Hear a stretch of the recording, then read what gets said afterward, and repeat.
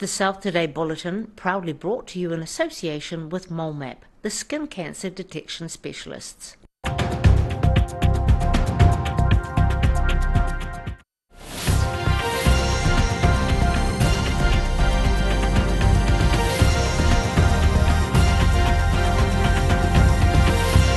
Tonight on the South Today, a Dunedin beachside suburb unveils its new flag, paying tribute to a century of an iconic local building.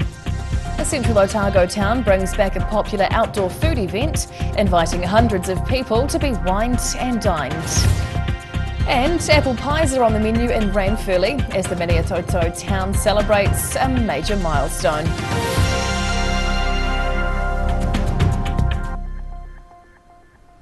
Kia ora, good evening, I'm Hannah Wilkins. Dunedin's Sinclair Beach has a fresh new identity as the winner of a highly anticipated flag design competition gets unveiled.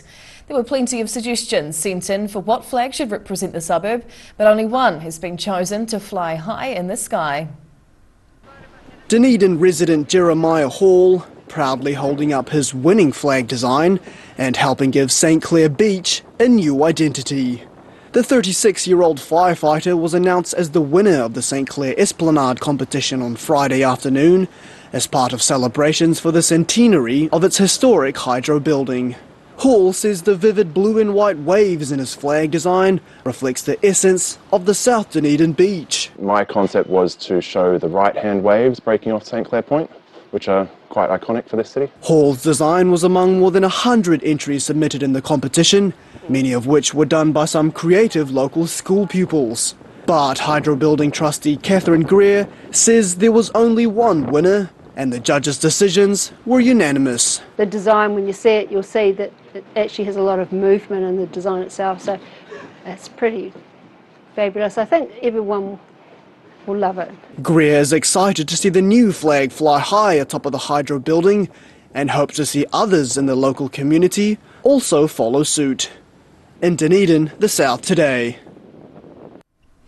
A Dunedin suburb may be struggling to stay afloat after a report revealed potential risks of permanent flooding in the area by the end of the decade. South Dunedin Future released its risk identification report last week as part of plans to help the area adapt to climate change.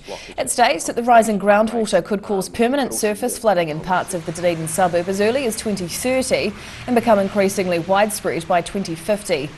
The area has no major waterways flowing through and is vulnerable to rainfall, with around 5 cases of severe flooding in the past 100 years. South Dunedin Future has presented a list of potential solutions in the report, which are set to be considered by both city and regional councillors this week. Hundreds of visitors explored Central Otago's historic gold mining town recently to attend a popular outdoor food event. The Arrowtown Long Table Lunch is back after a year hiatus, much to the delight of guests indulging in some yummy local flavours. Tables full of food from one side of the street to the other, as people dig in on Buckingham Street for Arrowtown's popular Long Table Lunch. Around 400 punters made their way to the historic town's iconic strip and were wined and dined by 8 different bars and restaurants based along the road. Arrowtown was named the country's most beautiful small town in the Keep New Zealand Beautiful Awards early last month, and organisers dedicated Friday's event to recognise the town's beauty. We also have been awarded New Zealand's most beautiful main street. So this is a celebration of our wonderful community, of our wonderful fine dining that we have.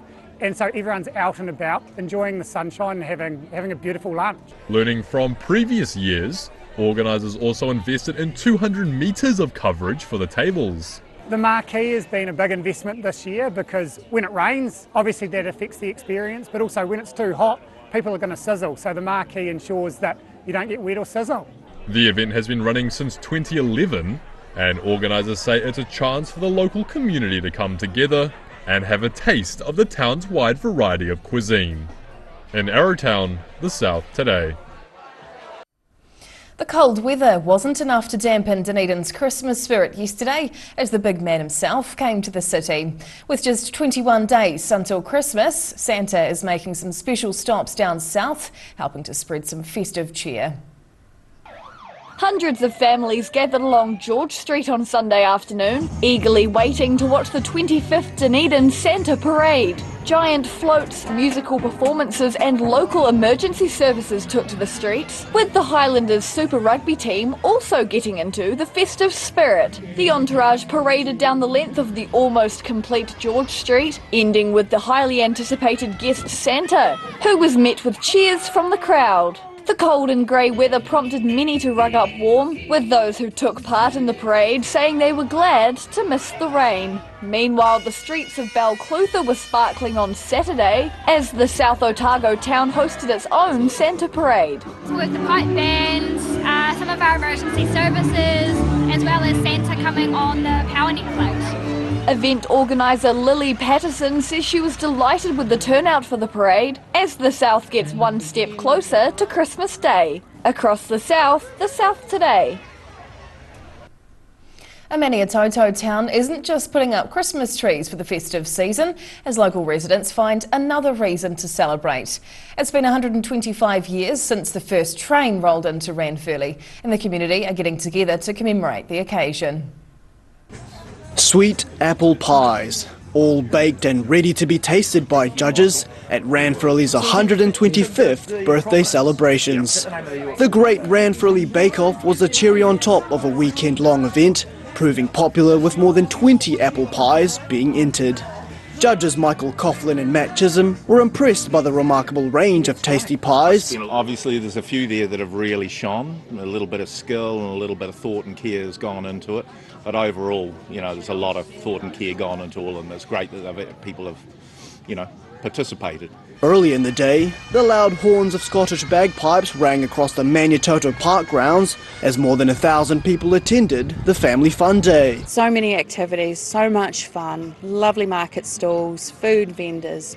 We even had a surfboard in the Maniototo. And while there were plenty of things to do on the day, the apple pie judges jokingly admit they were only here for the sweet treats. I've been fasting for about 2.5 months now and just sort of building up to the event.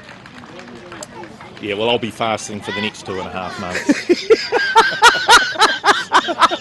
Organiser Shirley Clark was happy with the positive turnout at the Family Fun Day, with the town's birthday celebrations wrapping up on Sunday afternoon. In Ranfurly, the South today.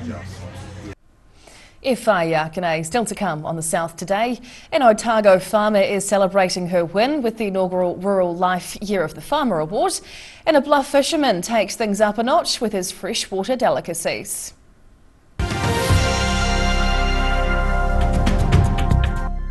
Great Britain has a collection of varied landscapes and countryside to rival anywhere else in the world. And the best way to see it is to walk.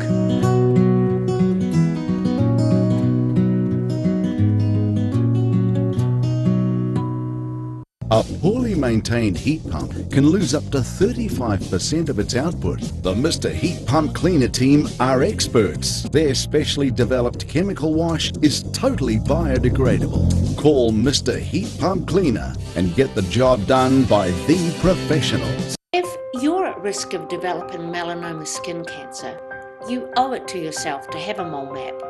Mole map is coming to your area. Phone today to make an appointment. It could save your life.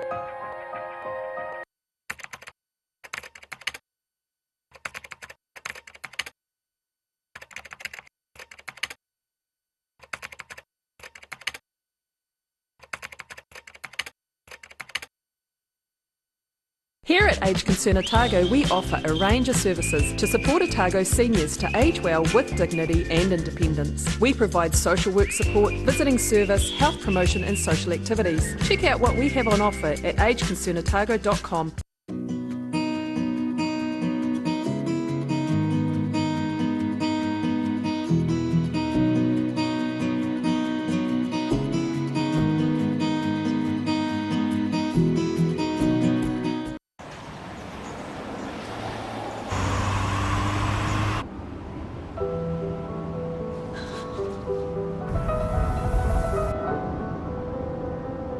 Such a sweet girl.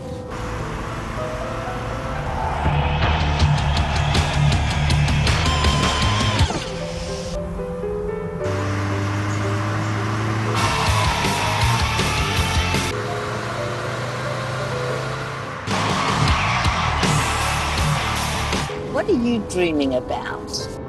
Just music.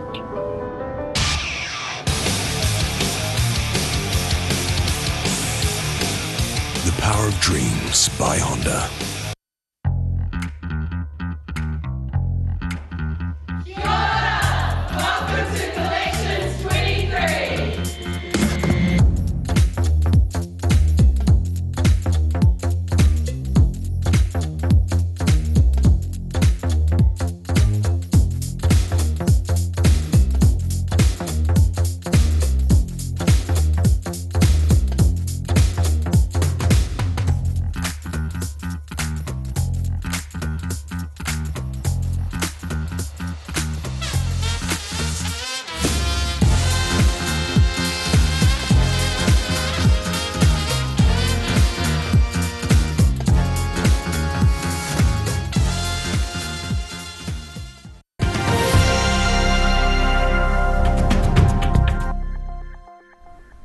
Tēnā koe, welcome back.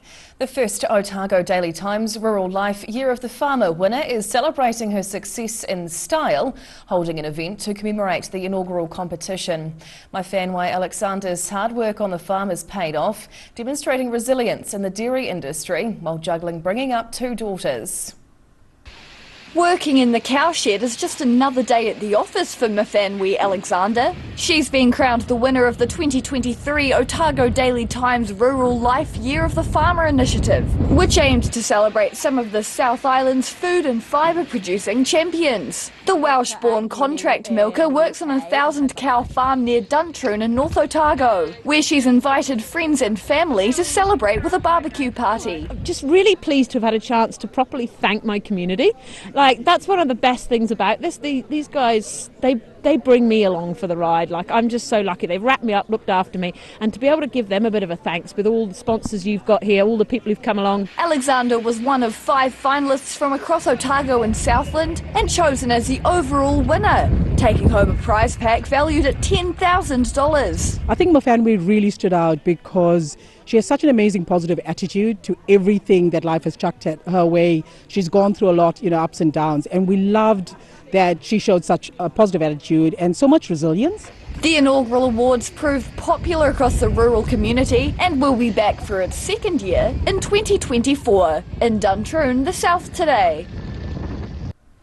A bluff fisherman is catching some freshwater crustaceans along the southern waters and delivering them in flying fashion.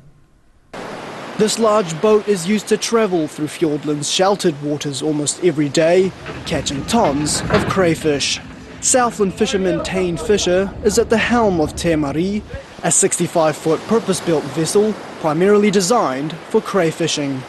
His 6 crew members wrestle these heavily loaded pots of crayfish, grading them before they get loaded onto a helicopter and flown out to Bluff.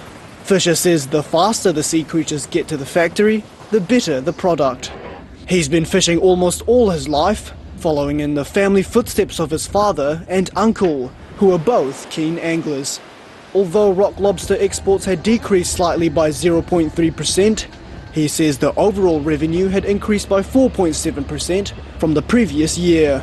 Fisher insists he has no regrets about his chosen career on the waters, despite some early bouts of seasickness, and feels proud to be a fisherman. In Fiordland, the South today. And now recapping tonight's top stories on the South today. St Clair Esplanade's historic hydro building has a new flag following a lengthy community design competition. Arrowtown's popular long table lunch made a comeback with guests trying food from 8 different local restaurants. And Ranfurly commemorated its 125th anniversary over the weekend, complete with apple pies and bagpipes.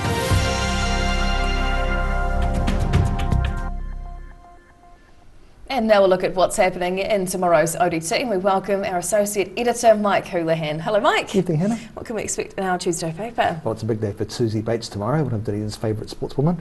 Has the University Oval renamed in her honour as the Black Ferns take on Pakistan. Yes. So we've got a big interview with her and a nice photo of her as well, looking very happy with the occasion. I will look forward to reading that, yes. Elsewhere, we've got a story about a doggy daycare centre out in Brighton, which has got some of the locals riled. We've got reaction to the big story from South Dunedin over the weekend, late last week about it having to deal with climate change adaptation. Yes. We've also got a story from the beginning of a hearing in Queenstown. There's density in housing in that town. And it's travel day tomorrow, so our travel writer is off to Singapore. Oh, lucky thing. Hey, thank you for sharing this evening, and we look forward to reading more on those stories tomorrow, Mike. Thank you. Thank you. Time now for a look at the weather. The South Today weather, proudly brought to you by MoleMap, the skin cancer detection specialists. Looking at the situation, well, expect some showers inland tomorrow, but it should be much drier near the coast with breezy northeasterlies. Heading to the top of the South Island, looks cloudy with light winds up in Nelson and Greymouth tomorrow with 21 degree highs, and for Christchurch it's fine with 18 and nor'easterlies. Travelling to South Canterbury and North Otago, Ashburton's clear with nor'easterlies and 19 degrees, up to 20 in Timaru with sunny skies, and Oamaru is warm with 18 along with some fresh winds and cloud about. Heading westwards to the Central Lakes, a mixed bag through here with warm highs, light winds and afternoon showers. Expect 22 in both Queenstown and Wanaka with 23 degrees in Alexandra. Heading further south, scattered clouds through here with light winds. Gore gets 20 degrees, up to 21 in Balclutha, and a bit cooler with 17 degrees and nor'easterlies in the Catlins. Across to Invercargill, fine but breezy tonight as it drops to 8. Tomorrow, sunny with high cloud and 20 degrees, followed by an even warmer Wednesday with 22 degrees, nor'westerlies and some patchy cloud. And finally, heading to Dunedin, southwesterlies and down to 8 overnight. Then it's looking cloudy tomorrow with 17 degrees in nor'easterlies, with warmer northerlies and thick high cloud and 21 degrees due midweek. And that's the news this Monday. For the latest news and videos from the southern region, head online to odt.co.nz. You can follow Channel 39 on YouTube to catch our news bulletins on demand, or follow us on Facebook. Search for the South Today NZ to see our favourite stories from around the regions. We'll see you again tomorrow. Ka kite o popo.